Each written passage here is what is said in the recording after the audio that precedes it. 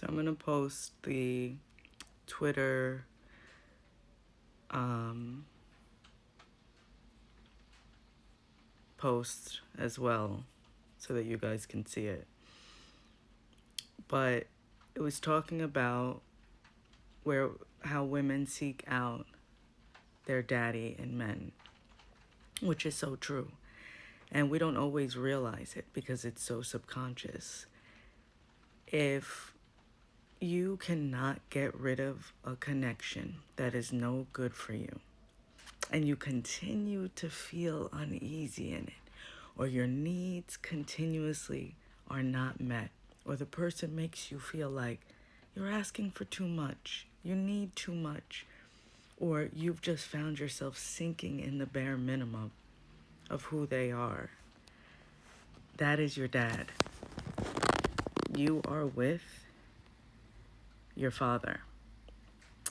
And you may not even be able to acknowledge it, because if you were in like a toxic environment and you feel like your father, let's just give an example, your father was your closest ally, that doesn't mean that it was healthy for you. That just means that he was the person that was physically around. So just because you haven't seen the pattern, or you haven't acknowledged or realized how much they are alike, doesn't mean that it's not. The man ends up providing, well, in the natural state, woman is a nurturer and stuff like that, right? And the man is the provider, the protector. What is your father supposed to do? Provide and protect. And so now, and it doesn't necessarily even mean always financial providing. Are they providing you with the mental and emotional abuse and neglect that your father did? Are they providing you with short answers and you seeking for more depth because your father never gave you depth? That's what you have to look at when you are in relationships. And this goes with the mother wound, very similar in different ways. But remember, the father wound is people outside of us. So those people in our relationships outside of us deeply can represent the father wound. The mother wound affects relationships, but it really affects the relationship with self the most, because the mother wound is self. We grow in our mother's body and our mother's womb, and she represents self, so we identify. That's why the mother wound is so deep too, on a different level. We identify ourselves with our mother, even if it's subconscious. So when there's a rejection, we reject ourselves.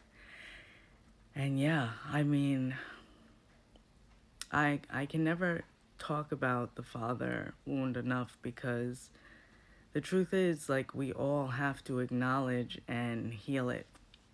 And some people, don't have it, and that's just not in their journey. And a part of me was going to say they're blessed and they don't have it, but we really got to stop talking about stuff like that too, because I'm not, not blessed because I have that.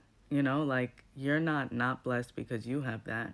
Earth is a school, and you're on your journey and you're learning. But it's really important to see, like, who provided and protected for you, right? How did your father do that if you're dating men? Like, how was that? Was it never done? We seek the same or similar feeling. And the type is really the energy of the up and down roller coaster of the father. So until the depth of that is really acknowledged and you grieve, because the process of grief also has to occur. You grieve the father you wish you had.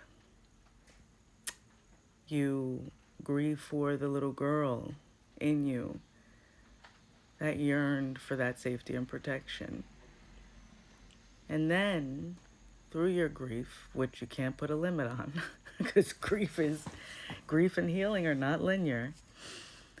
You come into acceptance at some point in many ways. And then you learn you deeper, and then you fill those holes, and you become self-assured, and you become secure in those places. And then you feel safe within, and then you have discernment. And then you no longer want that energy anymore. Then you start yearning for something more, because you know that that's not the call of a connection, that's the call of your demise. And you can recognize it. You can use discernment. So that's where healing is so powerful, guys. So powerful. And you can heal your wound.